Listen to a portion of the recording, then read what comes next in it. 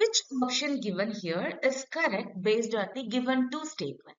Whereas statement A is given as the potential at any axial point is equal to plus or minus 9 times 10 to the power 3. It's known that the potential at any axial point can be calculated using a formula Kp cos theta divided by r square. And it's known that theta is representing the angle where the point is lying.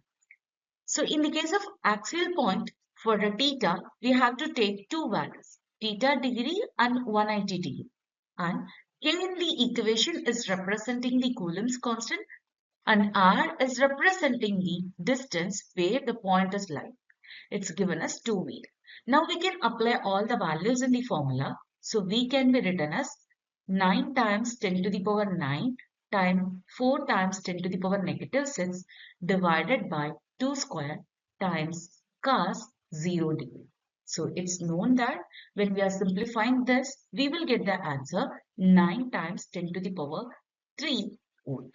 So in the case of theta is equal 180 degree, we can calculate V is equal 9 times 10 to the power 9 times 4 times 10 to the power negative 6 divided by 2 square times cos 180 degree.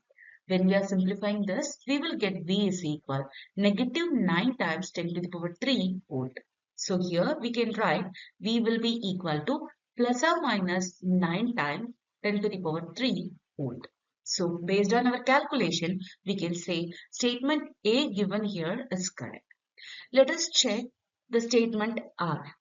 Whereas statement R is giving the equation or else the formula for the potential at axial point. This equation is wrong because the formula for finding the potential is nothing but V is equal Kp cos theta divided by r square, or else in terms of K, we can change the equation as V is equal 1 divided by 4 pi epsilon naught r square P cos theta. So either we have to use this equation or this equation.